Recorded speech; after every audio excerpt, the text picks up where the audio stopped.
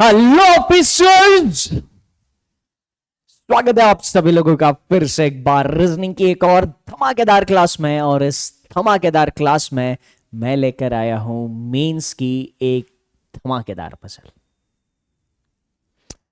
Puzzle के बारे में ज्यादा कुछ बोलूंगा नहीं, बस ये बात समझ लेना कि पजल मैं आपको पहले दूंगा, आप उस पजल को सॉल्व करने की अपनी खुद से 100, 200, 300% कोशिश करोगे। आपको उस पजल जब भी आपके सामने आएगी वीडियो को पॉज करना है और उस पजल को सॉल्व करने के लिए जितना भी टाइम आपको लगता है, फिर आधा घंटा लगने दो, 1, 1.5, 2, 3, कितना टाइम लगता है उतना टाइम लगने दो। बस जब तक आपको नहीं लगता ना यार कि बस दैट्स इट, इससे बेहतर मैं कर ही नहीं सकता हूं, जिस पॉइंट ऑफ टाइम पे आपको ऐसा लगेगा उस टाइम पे डिस्कशन सुनना। वाकई में अगर पजल में महारत हासिल करना चाहते हो मेंस लेवल के, और अच्छे पजल में महारत हासिल करनी है, बस ये एक प्रैक्टिस फॉलो करना। बाकी आप बाकी टेंशन मेरे पे छोड़ दो। क्या करना है आपको? आपको वीडियो पॉज करना है पजल के सामने आते ही और अपना 100% देना है। बिना अपना 100% दिए डिस्कशन पे आना नहीं। तो चलिए आज के इस धमाकेदार पजल को मैं आपके सामने पेश करता हूं, है ना। तो ये जो लोग हिंदी में सॉल्व करना चाहते हैं, वीडियो को पॉज कर लो। यहीं पे वीडियो को पॉज कर लेना अगर आप हिंदी में सॉल्व करना चाहते हो। और कितना टाइम लगना चाहिए ये अभी सोचना मत, पजल को मैं डिस्कस कर लूंगा तब बता दूंगा कि कितने टाइम में ये पजल सॉल्व होनी चाहिए थी। ठीक है, आपको अभी जितना लगता है उतना टाइम ले लीजिएगा। जो लोग इंग्लिश में पजल सॉल्व करना चाहते हैं, ये रही पजल। वीडियो को पॉज कर लो, अपना 100% दिए बगैर डिस्कशन पर मत आओ।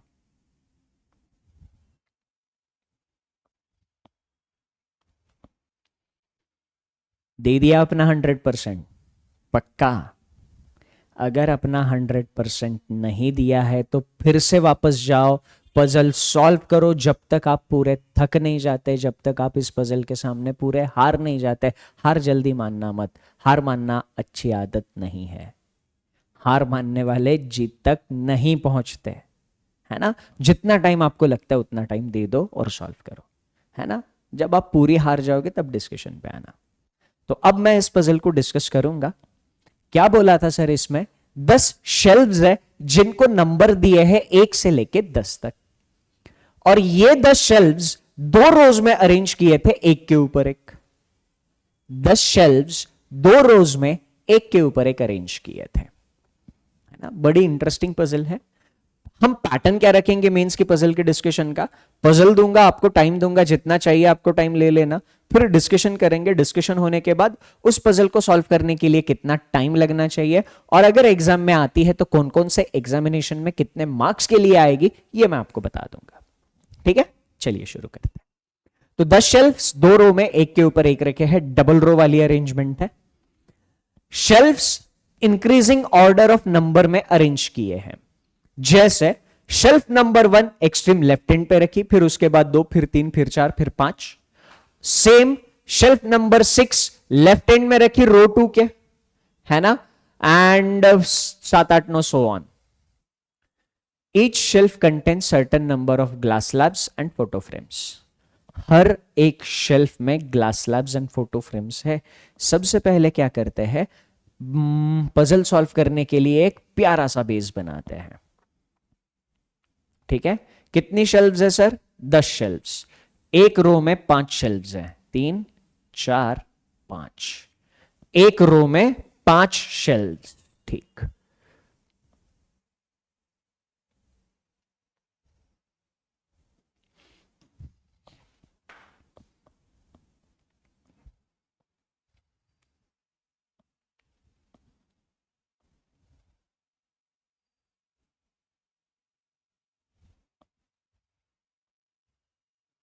शेल्व्स को नंबरिंग करी गई है असेंडिंग ऑर्डर में।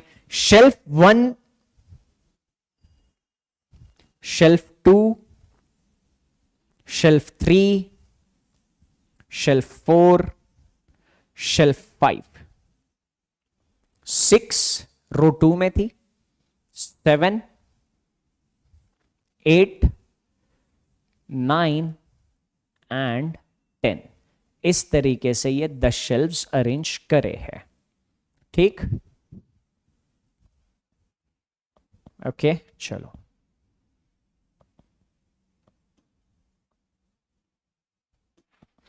ठीक है, तो अभी हमें पजल में जो जो भी इंफॉर्मेशन दी है ना, उस इंफॉर्मेशन के मुताबिक हम यहां पर बाकी की सारी चीजें डील करेंगे। ओके, शुरू हो जाए। हर शेल्फ में कुछ ग्लास स्लैब्स है, कुछ फोटो फ्रेम्स है। कम से कम एक ग्लास स्लैब होना मैंडेटरी है। शेल्फ में मिनिमम एक ग्लास स्लैब तो होनी कंपलसरी है। एंड फोटो फ्रेम के बारे में कंपल्शन बोला है क्या? नहीं, फोटो फ्रेम हो भी सकते, फोटो फ्रेम नहीं भी हो सकते। तो फोटो फ्रेम के बारे में कुछ भी कंपल्शन हमें नहीं बोला है, कोई इशू नहीं। ग्लास स्लैब की लेंथ 15 सेंटीमीटर है, फोटो फ्रेम की लेंथ 6 सेंटीमीटर है। ठीक है, तो ये अगर शेल्फ है तो इस शेल्फ में एक ग्लास स्लैब कंपलसरी होनी चाहिए, और फोटो फ्रेम्स है कि नहीं हमें पता नहीं। ग्लास स्लैब कंपलसरी एक तो होनी चाहिए, स्टार मार्क कर दिया, स्टार इज कंपल्शन। ठीक, ग्लास स्लैब की लेंथ कितनी बोली है? एक ग्लास स्लैब की लेंथ 15 सेंटीमीटर बोली है, और एक फोटो फ्रेम की लेंथ 6 सेंटीमीटर बोली है। अभी तक ये समझ में आया, 10 शेल्व्स 2 रोज में एक के ऊपर एक अरेंज करे थे, और उन शेल्फ में 2 चीजें रखी है, ग्लास स्लैब्स, फोटो फ्रेम। एक शेल्फ के लिए 2 वेरिएबल। अभी तक जो पिक्चर समझ में आई वो ऐसी है, एक शेल्फ 2 वेरिएबल। आगे पढ़ते हैं। आगे हमें क्या बोला है सर? आगे हमें बोला है the shelf 3 has length of 33 centimetre. जैसे ही मैंने पहली लाइन पढ़ी, एक चीज समझ में आ गई सर कि शेल्फ 3 की लेंथ 33 सेंटीमीटर है। जो शेल्फ 3 है उसकी लेंथ 33 सेंटीमीटर है, यानी यहां पर एक और पैरामीटर ऐड हो गया, और वो पैरामीटर कौन सा था सर? लेंथ। शेल्फ की लेंथ भी हमें फाइनल करनी है, कोई इशू नहीं। ठीक, अगला, there is one shelf between shelf 3 and yellow shelf. Oh my god, एक और शेल्फ रखी है तीसरी शेल्फ और येलो शेल्फ के बीच में, यानी एक और पैरामीटर ऐड हो गया, कलर।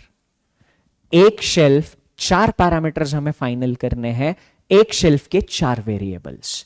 तो इस पजल डबल रो वाली अरेंजमेंट में 4 वेरिएबल्स हमें फाइनल करने हैं।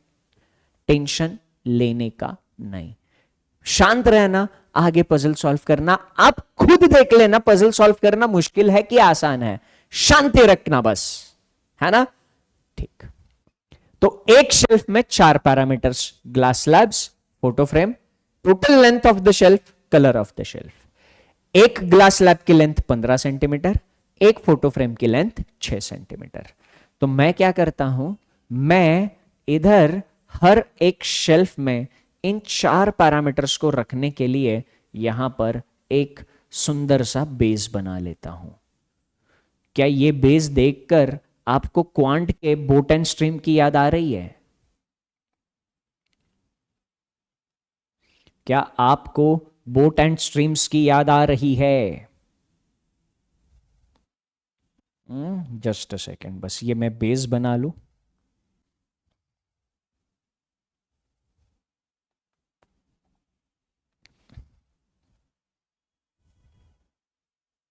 हम पैटर्न यही रखेंगे जो ऊपर लिखा है, ऊपर लिखा हुआ पैटर्न ही फॉलो करना है हर शेल्फ के लिए।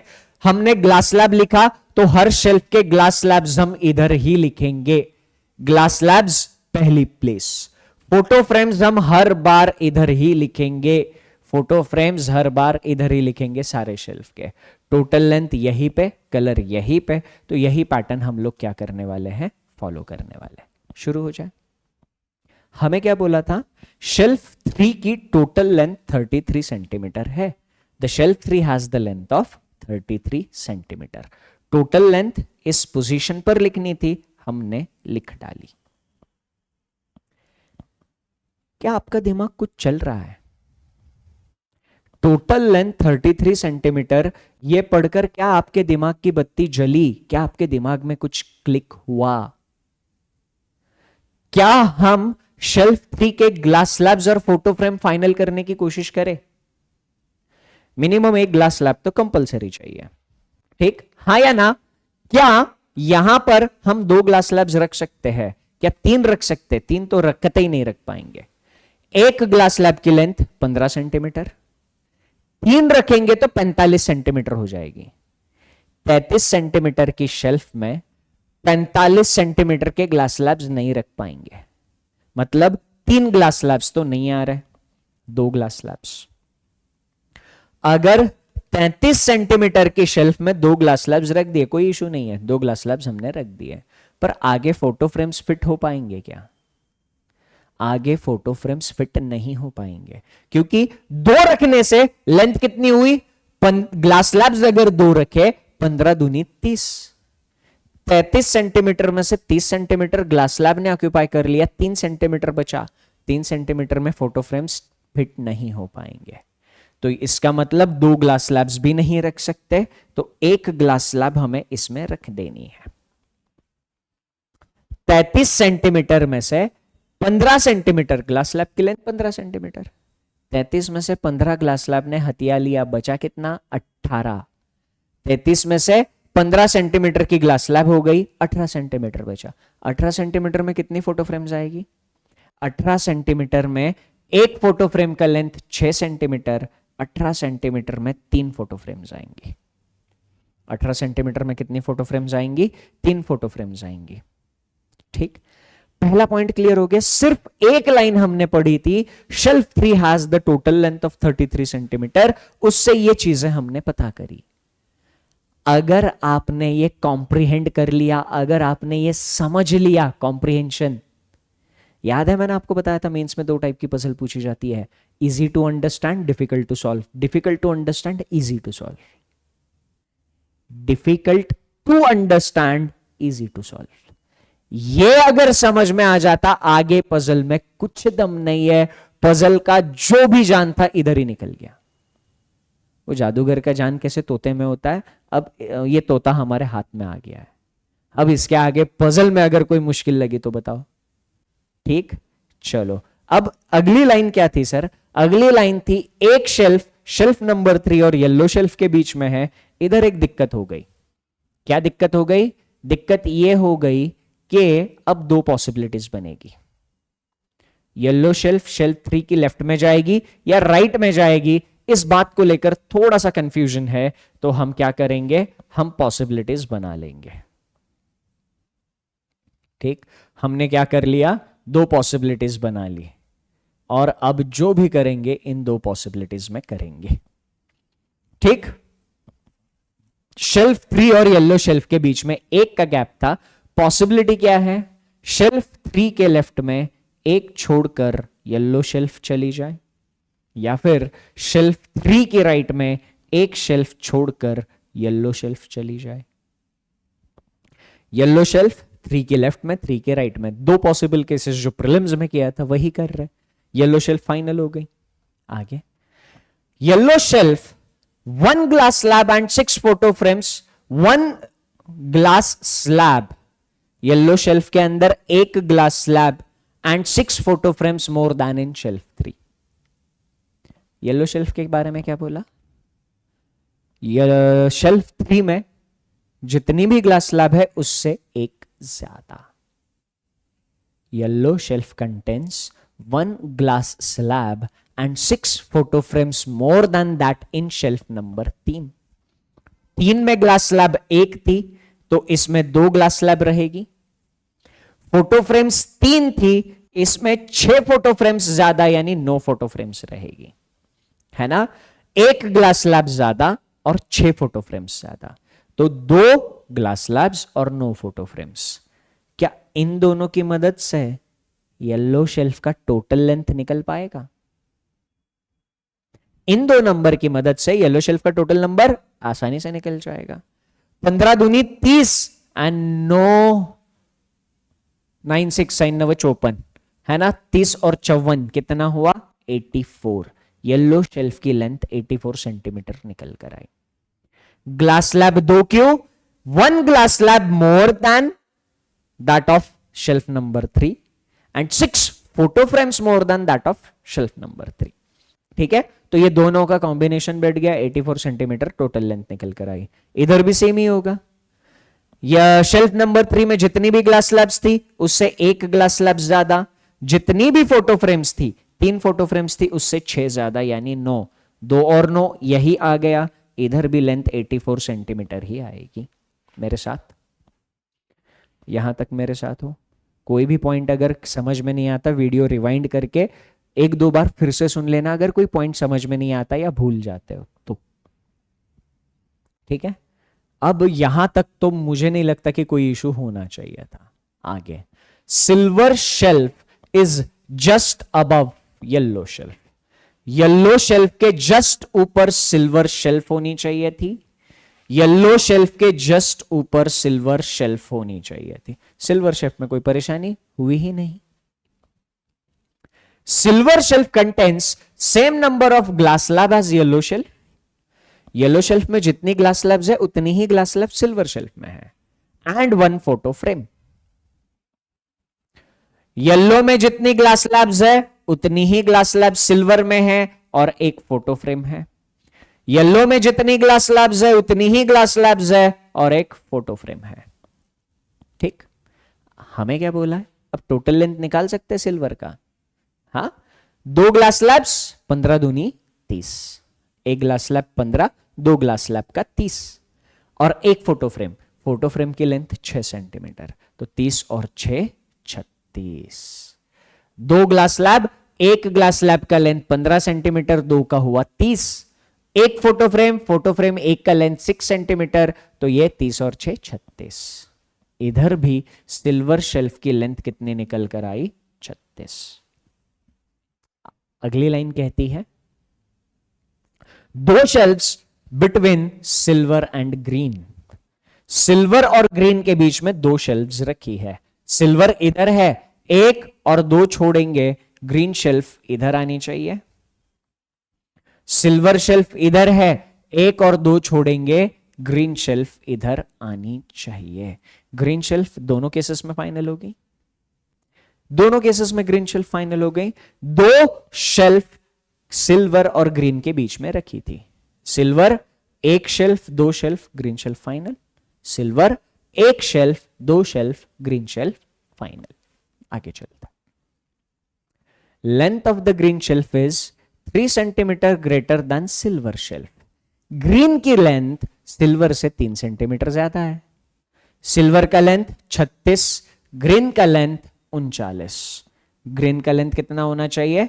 39। Glass slab photo frame figure out करने की कोशिश करो। सिल्वर की लेंथ 36, इससे 3 ज्यादा ग्रीन की लेंथ होनी चाहिए 39। 3 ग्लास स्लैब नहीं रख पाएंगे, 15 या 45। ठीक, अगर 2 ग्लास स्लैब्स रखे 15 दूनी 30। 39 सेंटीमीटर में 2 ग्लास स्लैब्स रखे तो 15 दूनी 30, बचेगा 9 सेंटीमीटर। 9 सेंटीमीटर में फोटो फ्रेम्स आ पाएंगे क्या? नहीं, इसका मतलब 2 ग्लास स्लैब भी नहीं आएंगे। तो 1 ग्लास स्लैब अगर हमने रख दी, 39 में से 15 सेंटीमीटर ग्लास स्लैब ने ले लिए, बचे कितने? 24 सेंटीमीटर। अब 24 सेंटीमीटर बचे तो 24 सेंटीमीटर में कितनी फोटो फ्रेम्स आएंगे सर? 4। 24 सेंटीमीटर में 4 फोटो फ्रेम्स आएंगे। सेम यही नंबर्स इधर आएंगे। 39 था, 39 में 1 glass slabs 4 photo frame, 1 glass slab 4 photo frame. ठीक, तो ग्रीन शेल्फ का भी हिसाब किताब बन गया हमारा। आगे, blue shelf immediate next in number two the green shelf. Blue shelf green shelf के इमीडिएट नेक्स्ट है नंबर में। ग्रीन के नेक्स्ट नंबर वाली शेल्फ जो है वो ब्लू शेल्फ होनी चाहिए। ग्रीन के नेक्स्ट नंबर वाली जो शेल्फ है वो ब्लू शेल्फ होनी चाहिए। डन? डन? यहां तक मेरे साथ? तो अभी तक सारी चीजें क्लियर है। ग्रीन के जस्ट नेक्स्ट में ब्लू होनी चाहिए थी। अभी तक मुश्किल लग रही है क्या? एक बार पजल समझ में आई, है ना। और इस पजल की सबसे अच्छी बात तो अभी मैंने बताई नहीं है ना। पजल का क्लाइमैक्स आने वाला है, रुकना थोड़ा सा। आगे, blue shelf contents 1 glass slab more than that in silver shelf. Blue shelf के अंदर सिल्वर शेल्फ में जितनी भी ग्लास स्लैब्स है उससे एक ज्यादा है। ब्लू शेल्फ के अंदर सिल्वर में जितनी भी ग्लास स्लैब है उससे एक ज्यादा है। ब्लू के अंदर 3 glass slab and 1 photo frame less than that in green shelf. Green shelf में जितनी भी फोटो फ्रेम्स है उससे एक कम फोटो फ्रेम ब्लू में है। ब्लू में फोटो फ्रेम्स कितनी है? ग्रीन से एक कम। ग्रीन में 4 फोटो फ्रेम्स थी, ब्लू में 3 फोटो फ्रेम्स आनी चाहिए। ठीक है, ग्रीन में 4 फोटो फ्रेम्स थी, ब्लू में 3 फोटो फ्रेम्स आनी चाहिए। ब्लू शेल्फ के अंदर रखे हुए ग्लास स्लैब भी मिले, फोटो फ्रेम्स भी मिल गए। तो क्या हमें ब्लू शेल्फ की टोटल लेंथ मिल जाएगी? ऑफ कोर्स मिलेगी, क्यों नहीं मिलेगी। ब्लू शेल्फ की टोटल लेंथ 15 तिया 45, 6 तिया 18, 45 और 18 कितना हुआ? 45 यानी 20, 65 63, 63। तो ब्लू शेल्फ की लेंथ कितनी निकल कर आएगी? 63 सेंटीमीटर। ब्लू शेल्फ की लेंथ निकल कर आई 63 सेंटीमीटर। इधर भी ब्लू शेल्फ की लेंथ 63 ही चिपका देंगे। ओके, अब आगे one shelf between blue and orange. Blue और ऑरेंज के बीच में एक शेल्फ है। ब्लू इधर है, एक छोड़ के ऑरेंज राइट में नहीं जाएगी, तो एक छोड़ के ऑरेंज शेल्फ लेफ्ट में आ जाएगी। ब्लू और ऑरेंज के बीच में एक शेल्फ थी। ब्लू इधर है, एक छोड़ के ऑरेंज राइट में जगह नहीं, तो लेफ्ट में आ गई। ठीक, कोई इशू नहीं है हमें। White shelf just below orange shelf. White orange के जस्ट नीचे थी, ऑरेंज के जस्ट नीचे व्हाइट शेल्फ, ऑरेंज के जस्ट नीचे व्हाइट शेल्फ। ठीक, आगे one shelf between white and red shelf. White और रेड के बीच में एक शेल्फ है। ठीक, व्हाइट शेल्फ किधर गई? इधर। एक छोड़ के रेड शेल्फ लेफ्ट में नहीं ले पाऊंगा। व्हाइट और रेड शेल्फ के बीच में एक शेल्फ थी। सेकंड केस में रेड व्हाइट की राइट में चली गई। व्हाइट की लेफ्ट में एक छोड़कर रेड के लिए जगह नहीं थी, तो लेफ्ट में रेड आ गई। व्हाइट और रेड के बीच में एक शेल्फ का गैप, कोई इशू नहीं है। आगे चलो। ब्लैक शेल्फ रो 2 में है। रो 2 में ऑरेंज, ग्रीन, ब्लू, सिल्वर, 5 में से 4 शेल्फ का कलर हमें पता चल गया। रो 2 में 5 में से 4 शेल्फ का कलर हमें पता चल गया। एक ब्लैक कलर की शेल्फ रो 2 में होनी चाहिए थी, उसके लिए एक ही जगह बची थी, ब्लैक फाइनल। रो 2 में ब्लैक कलर की एक ही शेल्फ मतलब जगह एक ही बची थी ब्लैक को लेने के लिए। ब्लैक कलर का शेल्फ रो 2 में होना चाहिए था। रो 2 में कहीं पर जगह थी ही नहीं सिवाय इस प्लेस के। ब्लैक चिपका डाली, फाइनल कर दी ब्लैक। आगे pink just below black. Black shelf के जस्ट नीचे पिंक शेल्फ है। ब्लैक के जस्ट नीचे inky pinky ponky. This puzzle is not the donkey. Black के जस्ट नीचे पिंकी। ठीक,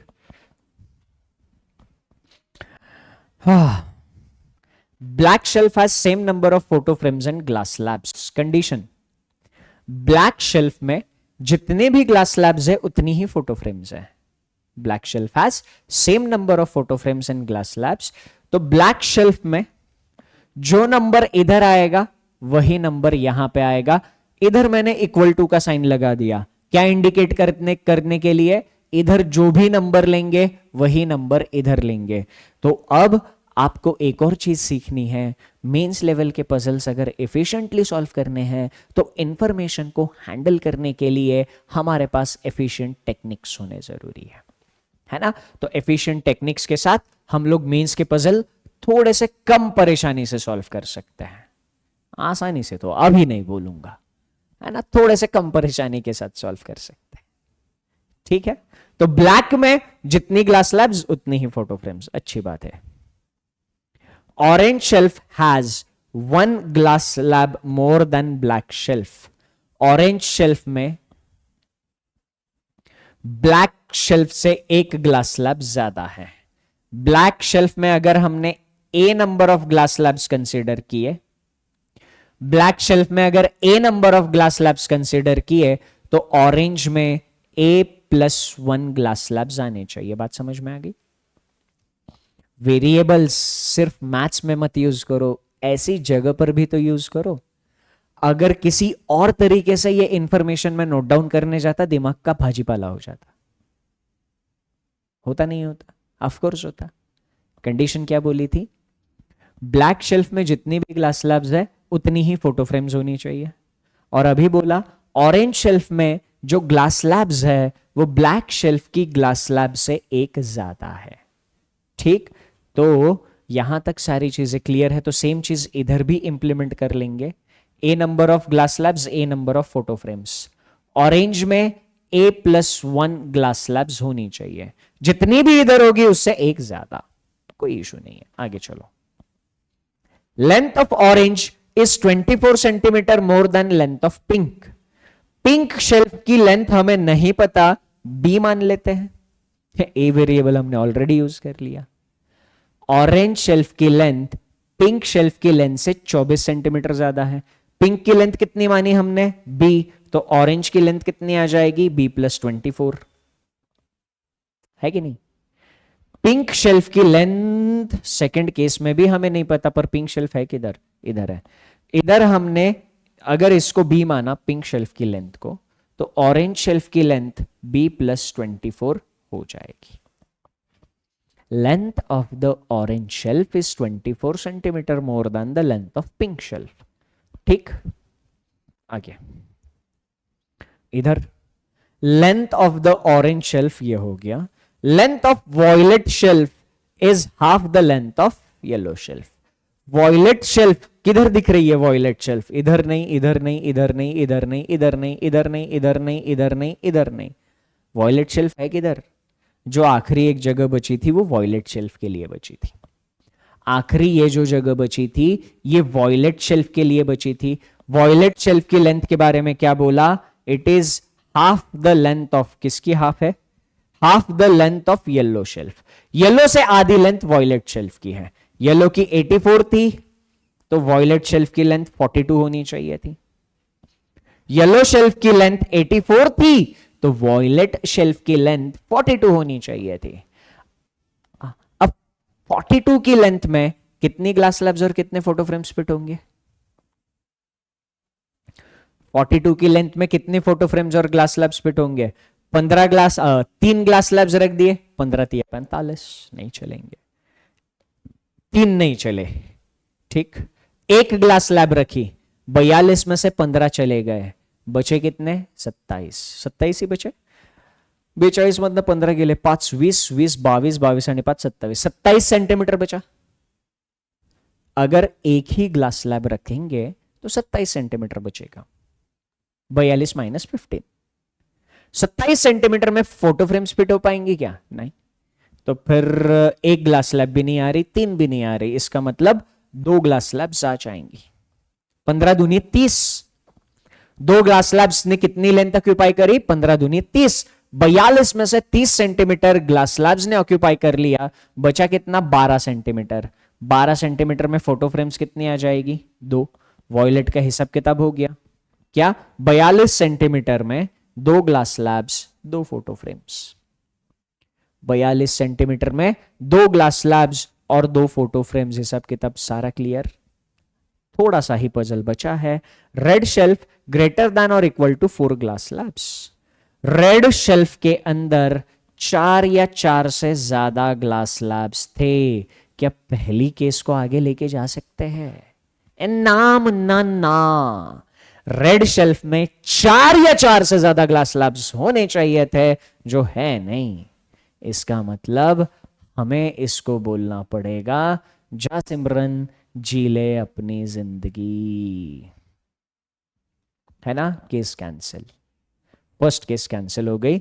रेड शेल्फ में ग्लास स्लैब्स 4 या 4 से ज्यादा होनी जरूरी थी। पॉइंट मैंने यहीं पे नोट डाउन कर लिया। यहीं पे मैंने पॉइंट नोट डाउन कर लिया। इधर जो भी नंबर आएगा वो 4 या 4 से बड़ा होना जरूरी है। जो भी नंबर आए 4 या 4 से बड़ा होना जरूरी है। आगे चलते हैं। द रेड शेल्फ हो गया। Pink shelf 6 centimetre less shelf next in number. Pink shelf की लेंथ के बारे में क्या बोला? पिंक शेल्फ के जस्ट नेक्स्ट नंबर में जो भी शेल्फ है उससे 6 सेंटीमीटर कम पिंक शेल्फ की लेंथ है।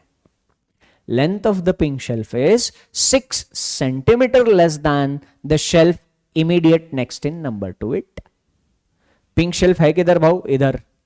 पिंक शेल्फ के जस्ट बाद में थी व्हाइट शेल्फ, 33 सेंटीमीटर लेंथ। 33 में से 6 सेंटीमीटर कम कर दिया तो बचा 27 सेंटीमीटर।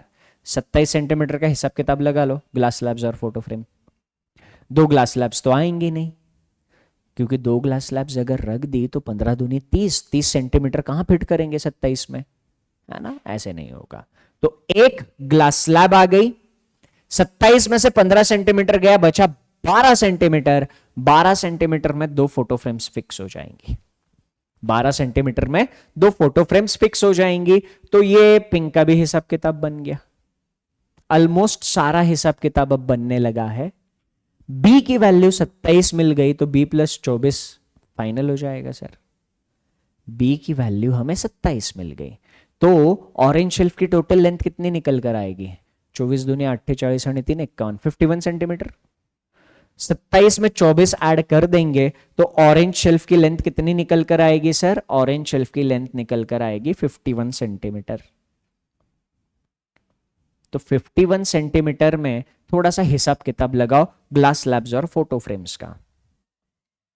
क्या एक ग्लास स्लैब हो सकती है? एक ग्लास स्लैब अगर हमने रख दी, 51 में से 15 माइनस किया, 36 बचेगा। 51 में से 15 माइनस किया, 36 बचेगा। तो 36 में, ठीक है, एक ग्लास स्लैब और 36 सेंटीमीटर में 6 फोटो फ्रेम्स। क्या इधर 1 और 6 रखने से बात बनेगी? ऑरेंज शेल्फ की टोटल लेंथ 51 सेंटीमीटर होनी चाहिए थी। 51 सेंटीमीटर में 1 ग्लास स्लैब्स और 6 फोटो फ्रेम्स रखने से बात बन रही है ना? 1 ग्लास स्लैब्स और 6 फोटो फ्रेम्स, 51 सेंटीमीटर हो गया। पर एक इक्वेशन सेटिस्फाई नहीं हो रहा। कौन सा? इधर जितने भी ग्लास स्लैब्स है वो इससे 1 ज्यादा होने चाहिए, है ना? ये a+1 की वैल्यू है तो a की वैल्यू क्या आ जाएगी सर? 0। ऐसा ही था ना? इधर जो भी वैल्यू थी उसमें 1 ऐड करेंगे तो ये वैल्यू आनी चाहिए थी। ऑरेंज शेल्फ में ब्लैक शेल्फ से 1 ज्यादा ग्लास स्लैब होनी चाहिए थी। अगर इधर 1 ग्लास स्लैब आई तो ब्लैक शेल्फ में 0 ग्लास स्लैब्स आ जाएंगे। क्या 0 ग्लास स्लैब्स अलाउड है? ना मुन्ना ना। इधर शुरुआत में ही हमें दिया था एटलीस्ट 1 ग्लास स्लैब होनी जरूरी है, कम से कम 1 ग्लास स्लैब तो होनी चाहिए थी। तो ये 0 वाला गणित बेकार हो गया। किसकी वजह से बेकार हो गया? क्योंकि हमने इधर 1 और 6 का कॉम्बिनेशन माना था। 1 और 6 का कॉम्बिनेशन नहीं आएगा। आगे देखते हैं। अगर मैंने 2 ग्लास स्लैब्स रखी, 2 ग्लास स्लैब्स, 15 दूनी 30, 51 में से 30 गए, 21 सेंटीमीटर बचे। 21 सेंटीमीटर में हम लोग क्या नहीं कर पाएंगे? 21 सेंटीमीटर में हम लोग फोटो फ्रेम्स फिक्स नहीं कर पाएंगे। ठाकुर तो गिरो। 2 ग्लास स्लैब्स नहीं आई, 3 ग्लास स्लैब्स रख के देखते हैं। 15 तिया 45, 3 ग्लास स्लैब्स रखी, 45 सेंटीमीटर ले लिया। 51 में से 45 सेंटीमीटर चला गया, 6 सेंटीमीटर बचा। 6 सेंटीमीटर में 1 फोटो फ्रेम आ जाएगी। ऑरेंज शेल्फ का हिसाब किताब फाइनल हो गया। ब्लैक का भी फाइनल हो जाएगा। a+1 की वैल्यू अगर 3 है तो a की वैल्यू 2। ब्लैक शेल्फ में कितनी ग्लास स्लैब्स होंगी सर? ब्लैक शेल्फ में 2 ग्लास स्लैब्स, 2 फोटो फ्रेम्स। क्योंकि जितनी ग्लास स्लैब्स थी उतनी ही फोटो फ्रेम। जो नंबर यहां पे आना था वही नंबर यहां पे आएगा। वेरिएबल की मदद से इंफॉर्मेशन को हैंडल करना कितना आसान हो गया। मेंस एग्जामिनेशन के पजल अक्सर उतने डिफिकल्ट नहीं होते जितने डिफिकल्ट हमें लगते हैं। बस कहीं ना कहीं उन पजल्स को टैकल करने की सही डायरेक्शन हमारे पास नहीं होती। सही डायरेक्शन भी हो तो उतनी प्रैक्टिस नहीं हुई होती, उतनी प्रैक्टिस भी हुई हो तो वो क्वालिटीज जो हमने फर्स्ट सेशन में डिस्कस करी थी वो क्वालिटीज डेवलप नहीं हुई होती, है ना। तो अब इसकी मदद से ब्लैक शेल्फ की टोटल लेंथ निकल जाएगी। ब्लैक शेल्फ की टोटल लेंथ क्या है सर? 15 दूनी 30, 6 दूनी 12, 30 और 12 42। ब्लैक शेल्फ की टोटल लेंथ निकल कर आई 42 सेंटीमीटर। ठीक, ऑल क्लियर, सारा का सारा एकदम चकाचक। अब ऑलमोस्ट सारी चीजें हो चुकी है, आखिरी की 1-2 लाइनें बची होंगी। क्या दिया था? लेंथ ऑफ पिंक शेल्फ ये हो गया, length of row 1 is 267 and row 2 is 249, 267 और 249। इसकी लेंथ है 267 और इसकी लेंथ है, मैंने सही लिखा है ना, एंड रो 2 इज 249। रो 2 की लेंथ है 249,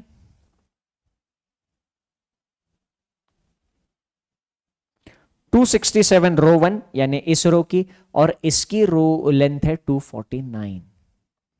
ठीक, चलो रेड शेल्फ की लेंथ निकल जाएगी, रेड शेल्फ की लेंथ निकल जाएगी। अब मजा आने वाला है, अब हम क्लाइमैक्स सीन पे पहुंचे हैं, अब हम क्लाइमैक्स सीन पे पहुंचे हैं, तो ध्यान देना, बहुत मजा आने वाला है।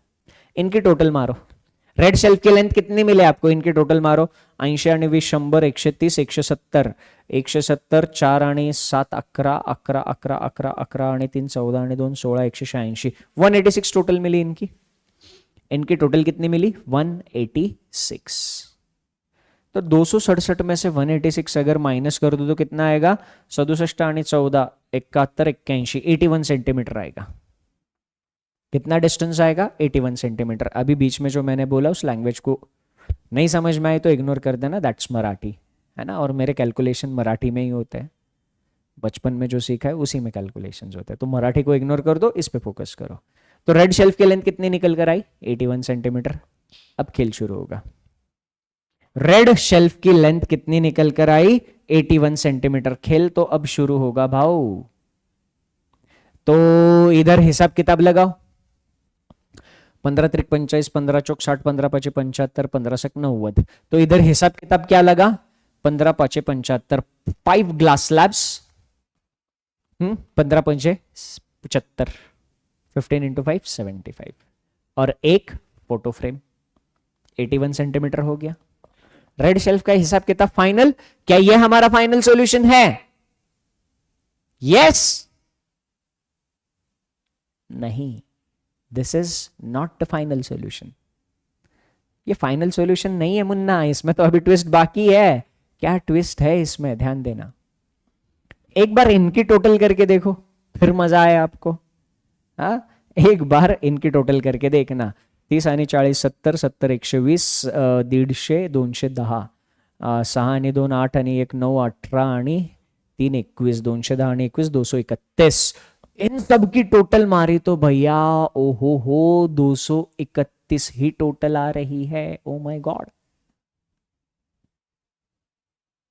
इतना सब कर लिया और गलत कर लिया।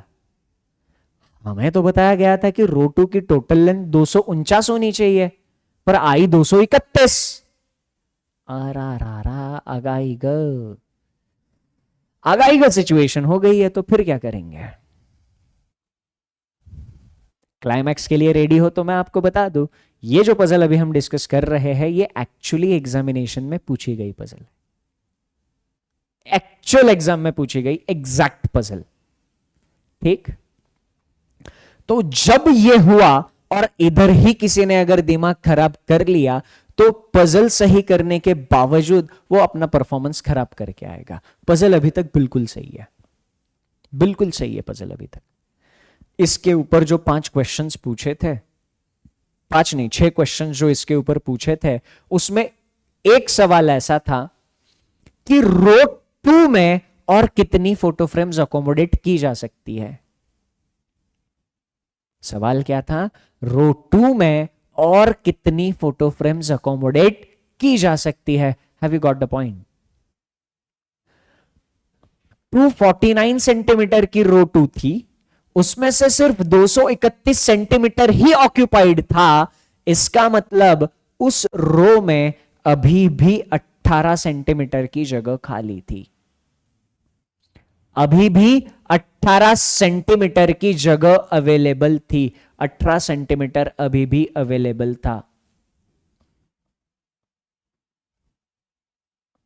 है ना। 249 सेंटीमीटर की रो में से 231 सेंटीमीटर ही इन 5 शेल्फ्स ने ऑक्यूपाई किया था, तो 18 सेंटीमीटर बचा।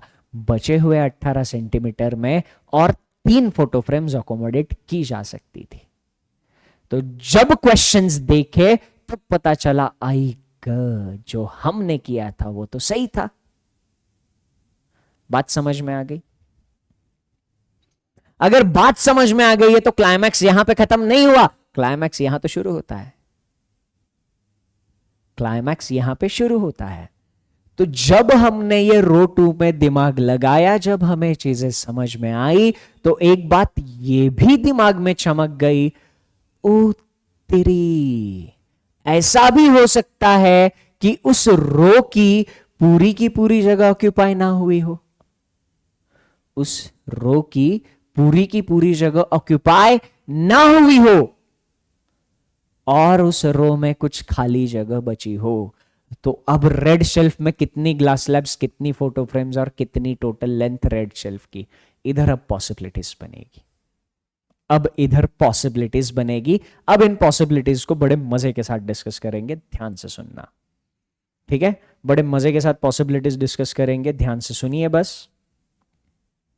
रेड शेल्फ में मैं 5 ग्लास स्लैब्स रखूं और एक फोटो फ्रेम की वजह 0 फोटो फ्रेम रखूं। फोटो फ्रेम रखना मैंडेटरी तो है नहीं, फोटो फ्रेम रखना मैंडेटरी थोड़ी है ना। तो अगर मैं रेड शेल्फ में, अब सारा रेड शेल्फ का हिसाब किताब इधर रख रहा हूं मैं, है ना, total glass slabs, total photo frames, total length and available space. Shortcut समझ में आ गए? Glass slabs, photo frames, total length of the shelf and available space. सारा डेटा किसका लिख रहा हूं? ये सारा का सारा डेटा मैं रेड शेल्फ का लिख रहा हूं, सारा डेटा रेड शेल्फ का लिख रहा हूं। अब ध्यान देना, मैंने 5 ग्लास स्लैब्स और एक फोटो फ्रेम जब रखी थी, मतलब ये वाला पिक्चर, टोटल लेंथ 81 सेंटीमीटर बनी थी, अवेलेबल स्पेस 0 थी। इस लाइन में 0 सेंटीमीटर अवेलेबल था। मैंने क्या किया, 5 glass slab as it is रखे, 0 फोटो फ्रेम्स रखे, फोटो फ्रेम 0, ग्लास स्लैब 5, तो टोटल लेंथ कितनी हो गई सर रेड शेल्फ की? 75 सेंटीमीटर। और इस शेल्फ में, इस लाइन में अभी जगह कितनी अवेलेबल है? 81 सेंटीमीटर में से 6 सेंटीमीटर हमने 0 कर दिया, मतलब हमने वहां पे 6 सेंटीमीटर उस रो में अवेलेबल कर दिया। जैसे सेकेंड रो में 18 सेंटीमीटर अवेलेबल था, अभी वैसे फर्स्ट रो में 6 सेंटीमीटर अवेलेबल है। वैसे ही अब 4 या 4 से ज्यादा ग्लास स्लैब्स होनी चाहिए थी ना सर, रेड शेल्फ में 4 या 4 से ज्यादा ग्लास स्लैब्स होनी चाहिए थी।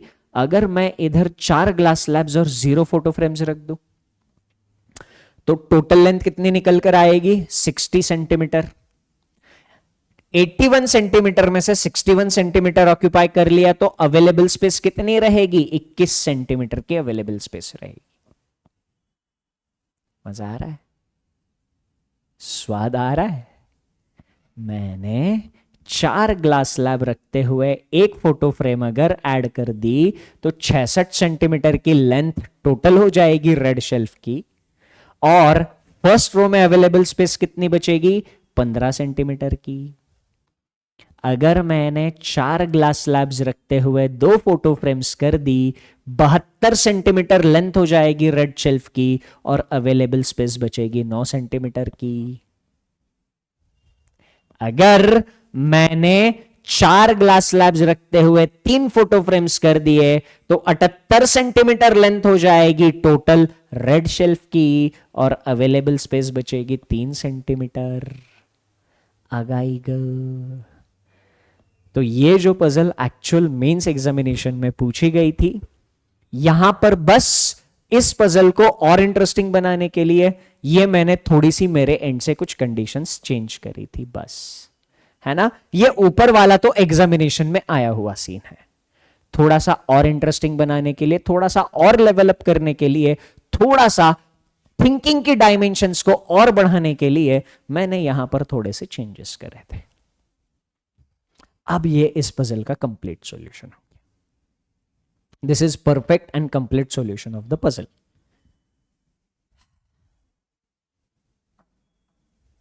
ओ माय गॉड सर, दिमाग का भाजीपाला हो गया। पहली बात तो ये पजल देख के लगा कि हम रीजनिंग का नहीं इंग्लिश का पेपर दे रहे हैं, ये तो इंग्लिश के कॉम्प्रिहेंशन से कम नहीं है। टेंशन लो मत। मैं बस एक सवाल पूछता हूं, उस सवाल का आंसर आपका दिल क्या देता है ये बस आप देख लो। जब बहुत अच्छे से प्रैक्टिस कर लोगे तो क्या इस लेवल की पजल 15 मिनट के अंदर सॉल्व कर लोगे? बहुत अच्छी प्रैक्टिस के बाद। अगर आपका दिल कह रहा है हां, तो मैं आपको एक बात बता दूं, ये लेवल की ये जो पजल एग्जामिनेशन में पूछी गई थी, ये 5 मार्क के लिए नहीं पूछी थी सर। ये जो पजल एग्जामिनेशन में पूछी गई थी, ये 12 मार्क्स के लिए पूछी थी। कितने मार्क का क्वेश्चन है सर ये 5 मार्क का क्वेश्चन थोड़ी है। 5 मार्क के लिए पूछने के लिए एग्जाम पेपर सेटर खुद शर्माएगा, इतना गंदा क्वेश्चन में 5 मार्क के लिए कैसे दे दूं। 12 मार्क की पजल थी, पजल का वेटेज 12 मार्क। अब मुझे एक बात बताओ, 12 मार्क्स की पजल को सॉल्व करने के लिए अगर 15 मिनट लग भी जाए तो क्या शर्माने की बात है सर? हाँ, आज भले आपको 1 घंटा 2 घंटा 3 घंटा 4 5 जितना भी टाइम लगा हो, आज आपको आज ये पजल सॉल्व करने के लिए जितना भी, मतलब आपने ईमानदारी से अपना 100% दिया है तो आपको समझा होगा, है ना। तो आज आपको कितना भी टाइम लगा हो, बट प्रैक्टिस करोगे तो 15 मिनट के अंदर अगर ये लेवल टैकल करने के लिए सक्षम हो जाओगे, आई बेट इससे डिफिकल्ट लेवल का पजल किसी भी मेंस एग्जाम में नहीं आएगा। किसी भी मेंस एग्जामिनेशन में इससे डिफिकल्ट पजल नहीं आएगी। क्या अब कलेजे को थोड़ी सी ठंडक पहुंची? मेंस एग्जामिनेशन में सारे क्वेश्चन 1-1 मार्क के नहीं होते, है ना। कौन सा क्वेश्चन कितने मार्क्स का है मेंशन किया जाता है, ठीक। तो यहां पर इतनी अच्छी पजल इतने अच्छे मार्क्स के लिए इतने अच्छे टाइम में अगर सॉल्व कर रहे हैं तो सिलेक्शन को लेकर निश्चिंत हो जाएंगे, है ना। सॉल्यूशन एक बार फिर से देख लीजिएगा। इस पजल को बाद में 2-3 बार और सॉल्व करके देख लेना ताकि और ज़्यादा मज़ा आए आपको। आई होप कि इस पजल के इस सेशन को आपने एंजॉय किया होगा। जो भी आपका ओपिनियन रहा है इस पजल के बारे में, विदाउट फेल इस सेशन के नीचे कमेंट करके बताना, ताकि आगे इससे जो भी सेशंस होंगे उनमें मैं थोड़े से उस हिसाब से क्वेश्चन रख पाऊँ। That's it from my side in this session. Thank you, take care, and सबसे important, enjoy your time. Bye bye.